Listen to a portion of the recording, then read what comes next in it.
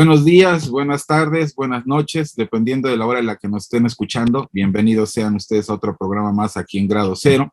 Y pues hoy tenemos ya un invitado que ha estado varias veces con nosotros, un gran honor que nos pueda acompañar.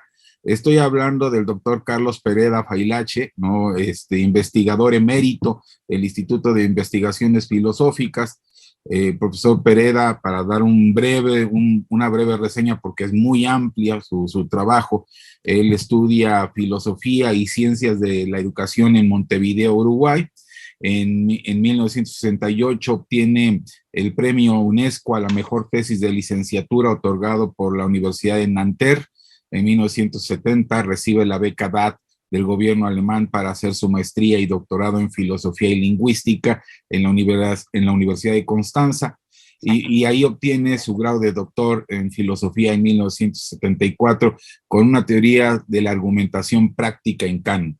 Desde 1978 llega a nuestro país, ¿no? Y tenemos el placer de tenerlo en la UNAM desde 1984, primero como profesor de tiempo completo y después para unirse como investigador del instituto. Buenos días, doctor Carlos Pereda, ¿cómo está?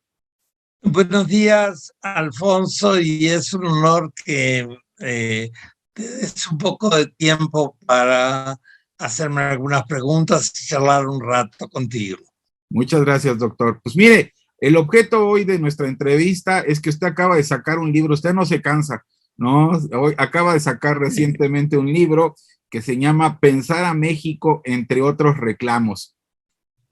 Cuando lo leí, cuando yo lo leí, lo siento como, no sé, salvo su mejor opinión, y por ahí quisiera empezar, como un libro complementario al texto que usted hizo de filosofía, apuntes de un participante. Es decir, de una u otra forma hay un análisis sobre la filosofía en México, nada más que aquí se refiere a cómo esta filosofía impacta a nosotros, pero creo que hay una conexión mutua entre los dos. Sí, tiene mucha razón. Hay una conexión interna, hay muchas similitudes y también una diferencia. Las similitudes son de que en el libro sobre la filosofía en México era un libro más expositivo, un libro que de alguna manera trataba de reflejar una situación, mientras que este libro, Pensar a México, es un libro más problemático. En el sentido, es un libro más que se refiere a discutir problemas, algunos problemas del presente a partir de la historia de las ideas en México. En realidad, el libro se compone de tres ensayos que fueron escritos de manera independiente, pero creo que esos tres ensayos, que son, como digo al comienzo, un poco una discusión de la identidad mexicana y de los problemas de la exclusión, esos tres ensayos que, aunque fueron escritos de manera independiente, de alguna manera se complementan y se interrelacionan.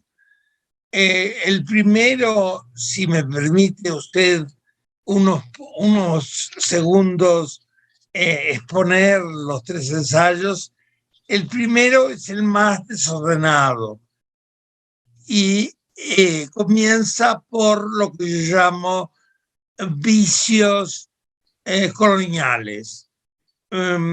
La idea de los vicios coloniales es discutir un poco todo lo que se ha llamado colonialismo, postcolonialismo, etcétera, y mostrar que se pueden tener vicios coloniales aunque ya no haya colonias en sentido estricto, aunque en las colonias o el mundo colonial o el mundo imperial haya desaparecido, todavía quedan en nosotros vicios coloniales. Y los vicios son, como ya advertía Aristóteles, malas virtudes, es decir, malas costumbres, malos hábitos que tenemos.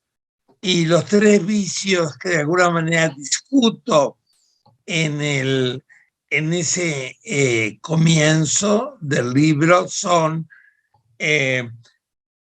lo que llamo el fervor sucursalero, que es el querer copiar lo que en otras partes más prestigiosas se hacen, y queremos hacer en nuestro país sucursales de esas cosas importantes, lo que luego llamo el afán de novedades, que es la manía de querer estar en boga, seguir siempre las últimas modas. Y la tercera es que los que rechazan estos tres vicios a menudo caen en un vicio opuesto, que es el entusiasmo nacionalista. Es decir, que en lugar de estar totalmente abierto y un poco ser bobamente abierto o estúpidamente abiertos, caen en un vicio opuesto pero complementario, que es lo que llamo el entusiasmo nacionalista. Y la diferencia de este ensayo con algunos otros ensayos anteriores que he escrito es que aquí trato de mostrar que esos tres vicios no son solo vicios de la filosofía o de las humanidades, sino que son vicios generales, que en algunos países solemos tener esos malos hábitos, aunque en cualquier ámbito de la vida, en la economía, en lo que fuera, en la política, en lo que fuera. El segundo ensayo, que creo que es el más articulado y el que más me gusta, es un poco sobre, de nuevo, la identidad mexicana y la exclusión, pero se divide como en dos partes. En la primera parte es una historia de lo que yo llamaría, o de lo que yo llamo en ese trabajo, el republicanismo radical, que iría desde los republicanos de la República restaurada en el siglo XIX en México, y ahí analizo un poco la figura del nigromante, que es una figura extraña en México y que creo que vale mucho la pena volver a pensarlo, porque sobre todo por su importancia de haber atendido a la exclusión de las mujeres, los indígenas y los jornaleros. Es un poco sorprendente que lo que él dice sobre la exclusión de las mujeres podría ser dicho hoy en día en cualquier manifestación de nuestras actuales feministas. Y trato de llevar desde el nigromante hasta la obra mucho más filosófica que la del nigromante, que es la obra de Luis Villoro. Eso es en la primera parte de ese ensayo. La segunda parte es más bien el problema de cuáles son los recursos que tenemos para disolver la a menudo pesadilla que es la oposición entre lo universal y lo particular. Y trato de mostrar cómo esta corriente del republicanismo radical, logró disolver esa oposición. El tercer ensayo parte de la discusión entre, mejor dicho, de la nula discusión, sino de la oposición entre un pensador que en un momento fue muy apreciado, Emilio Uranga, y que luego ha sido o muy elogiado o muy atacado. Es decir, puesto que se ha elogiado mucho sus primeras contribuciones sobre lo que se ha llamado la ontología de la diferencia, pero al mismo tiempo se ha atacado mucho su obra final, que se ha vinculado con las represiones del 68. Yo trato de no meterme mucho en este problema porque hay muchos estudiosos que han hablado a favor y en contra de si Uranga fue importante o no importante en la política represiva del 68. Pero de todas maneras, opongo la figura de Uranga a la figura de Revueltas, de José Revueltas. Revueltas de manera entre directa e indirectamente atacó mucho al grupo al que pertenecía Uranga, que era el grupo de los Chiperiones, el grupo que de alguna manera se planteó el problema del análisis del mexicano. Y Revueltas señala, creo que con razón, que no se puede analizar el mexicano, porque además de que hay los mexicanos y las mexicanas, hay a lo largo del territorio mexicano gente muy diversa, gente con ideales muy diversos, y por lo tanto hablar de el mexicano con mayúscula es una fracción inapropiada. Doctor, aparte de estos ejes que usted menciona, yo veo que hay otros que también son muy interesantes. Por ejemplo, en el capítulo donde usted habla de la oposición entre, bueno, o la línea entre Nigromante y el trabajo de Luis Villoro, ahí rescato una serie de observaciones que usted hace sobre la distinción entre costumbres y leyes, ¿no? Como de una u otra forma las dos tienen una construcción que no necesariamente, o sea, las dos van hacia lo mismo, pero no tienen una misma construcción. Tiene mucha razón. Creo que uno de los problemas más graves de nuestros países, y dije nuestros países, y sospecho que es del mundo entero, es el conflicto entre las costumbres y las leyes. En general, las leyes suelen ser algo así como nuestros ideales. En las leyes todos somos iguales y todos tenemos pan para comer, pero en las costumbres la situación es muy diferente. Y ese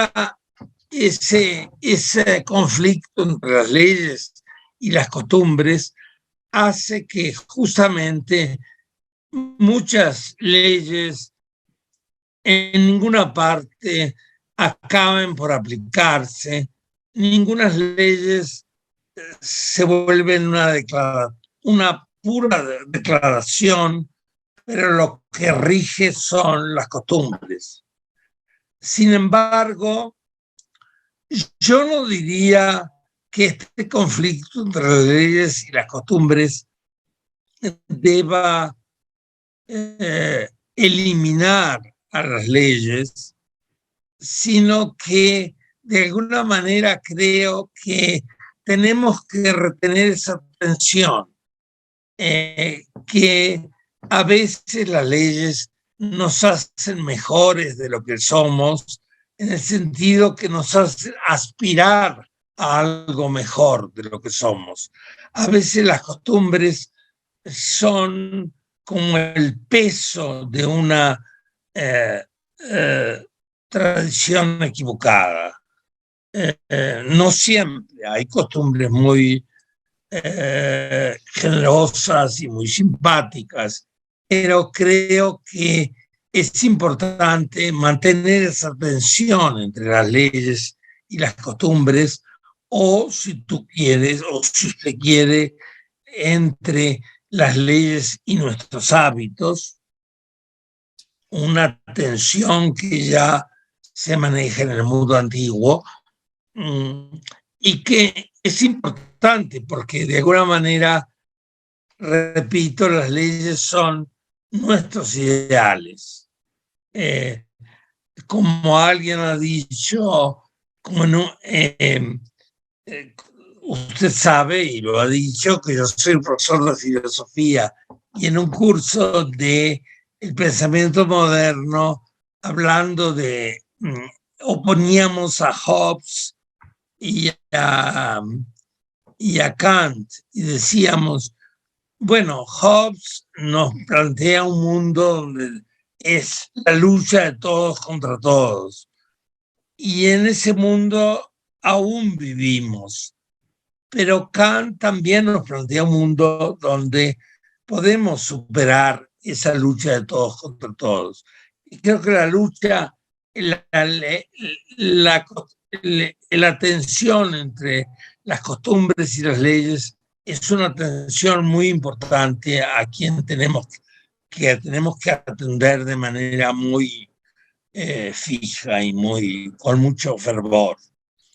Doctor, también en este libro veo que usted hace, por lo menos en los libros que yo había leído de usted anteriormente, no tomaba este instrumento de la historia intelectual. Y en este ya empieza usted a hacer uso de la historia intelectual, básicamente para observar el problema entre inclusión e identidad, la no exclusión y la identidad.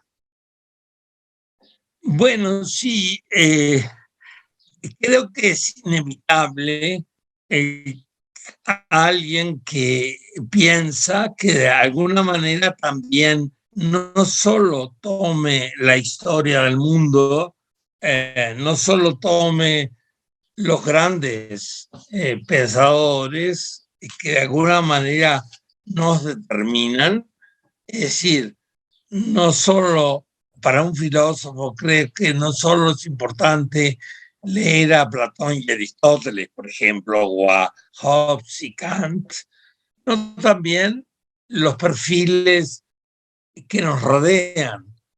Y creo que pensar es un poco conversar con el pasado, pero también conversar con el presente y también conversar con el presente inmediato. Y el presente inmediato es el que está dado por nuestra historia intelectual. Entonces tienes mucha razón en decir que en este libro hay una presencia de la historia intelectual que de alguna manera no había estado presente en otros libros. Otra de las... Creo que... perdón. Sí, no, perdón tú. Oiga, doctor, otra de las cosas que a mí me llama mucho la atención es, usted hace mención del grupo Hiperión, que fue, en su momento fue uno de los grupos más interesantes de filósofos, ¿no? Que salieron de la universidad, donde estaba don Emilio Uranga, Luis Villoro, Leopoldo Sea, inclusive el magisterio que daba don José Gauss a este grupo de jóvenes. Pero hoy como que ya no se leen, ¿no? Por alguna misteriosa razón, los jóvenes que estudian hoy en día como que no los leen. ¿En qué momento o por qué cree usted que están pasando desapercibidos en el debate? Bueno, en primer lugar, quisiera decir que tiene razón, el Grupo Hiperión en su momento fue un grupo muy publicitado y fue, de alguna manera, podríamos decir que es el grupo filosófico que en México ha tenido la mayor difusión pública. Creo que ni antes ni después de ese grupo ha habido tanto interés por algún grupo filosófico, lamentablemente diría. En segundo lugar, yo diría que los miembros de ese grupo, la contribución real de los miembros de ese grupo fue muy desigual. Yo diría que el miembro de ese grupo que más todavía se sigue leyendo es Luis Villoro. Este año justo se cumple un centenario de su nacimiento y nuestro instituto va a hacer varias fiestas intelectuales, pero sé que en varios lugares del país se lo va a recordar. Extrañamente, en los Estados Unidos, un grupo de lo que se llaman mexicanistas les ha interesado mucho el Grupo Hiperión y han de alguna manera traducido algunos de sus textos y de alguna manera han señalado que están o merecen ser leídos. Quizá como tantas cosas que van y vuelven, quizás nos vuelva de vuelta de esa lectura que han hecho algunos profesores mexicanos. Me estoy refiriendo, por ejemplo, sobre todo a Carlos Alberto Sánchez, que ha traducido varios textos y que los ha difundido. Puede ser que volvamos a leerlos. Algunos de ellos creo que merecen ser leídos, otros son quizá más, tienen una importancia más circunstancial,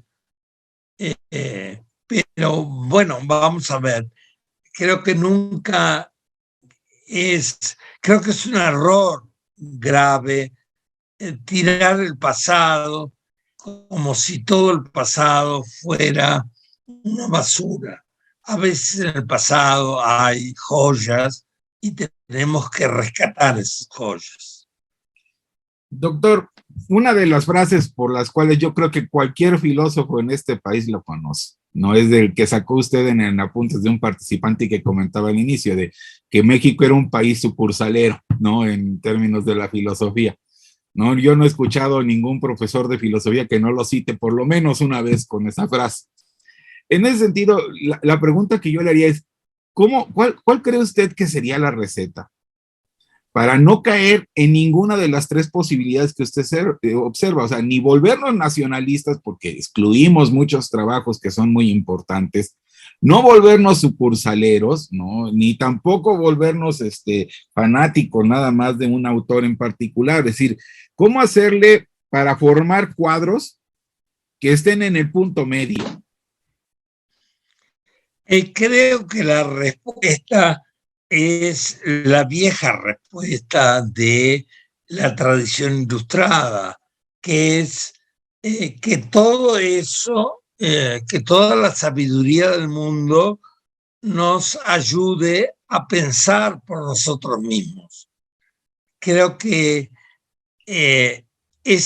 a veces las salidas más fáciles son las salidas al mismo tiempo más difíciles, pero las únicas que son viables.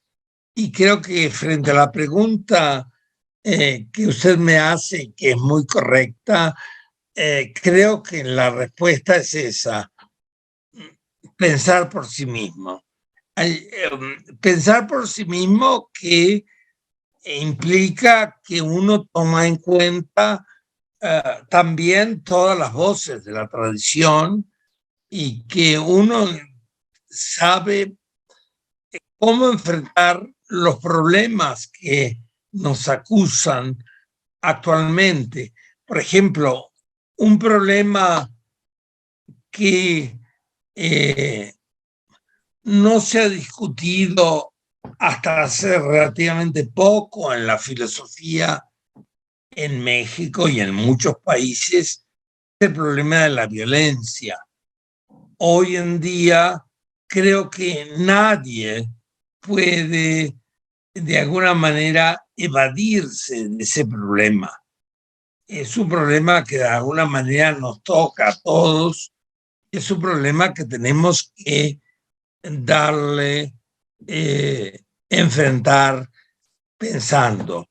Y también otro problema junto con el problema de la violencia, que es un problema, dije, también bien nuestro, pero que es también, porque es de todos, creo que cada vez más es en el mundo entero, ese problema de que al cual hablábamos hace un momento, que es el conflicto entre nuestros hábitos y nuestras ideales, el conflicto entre lo que somos y lo que nos gustaría ser, que es el conflicto entre las costumbres y las leyes. Doctor, para terminar, pues usted hace 3 años sacó el diccionario de justicia. Ahorita saca eso. Usted no se cansa. Usted no es incansable. ¿Qué es lo que viene en su trabajo? Bueno, el diccionario de la injusticia va a salir en el correr de este año. Ya está en siglo XXI y como usted sabe, la editorial fue vendida y entonces nosotros entregamos el grupo que hicimos el diccionario de la injusticia, lo entregamos a principios del año pasado, pero por problemas de venta de la editorial no fue publicado, pero felizmente al frente de la editorial Siglo XXI en México quedó alguien que sabe mucho de libros, como es Tomás Granado. Y Tomás Granado ha aceptado nuestro diccionario, así que ese diccionario va a salir muy pronto. Y lo otro que es un diccionario de la injusticia y que sería la contraparte del primer diccionario. De justicia. De la justicia. Y lo otro que estoy en este momento haciendo es una vieja preocupación mía que ha recorrido toda mi vida, es la preocupación sobre la teoría de la argumentación, lógica y teoría de la argumentación. Y en este momento estoy tratando de alguna manera de integrar los artículos que he ido publicando en revistas que están perdidas y que nadie lee, sobre argumentación. Así que espero que en la mitad del año pueda ya entregar un libro nuevo sobre la argumentación. Y va a ser muy leído, se lo aseguro. Va a ser muy leído, doctor. Pues doctor, ha sido como siempre un placer platicar con usted. Siempre aprendo mucho platicando con usd. No, al contrario. Le agradezco. Al contrario, ha sido un honor y me ha encantado tener esta conversación con usted. No, pues muchas gracias, doctor. Hasta luego. Hasta luego.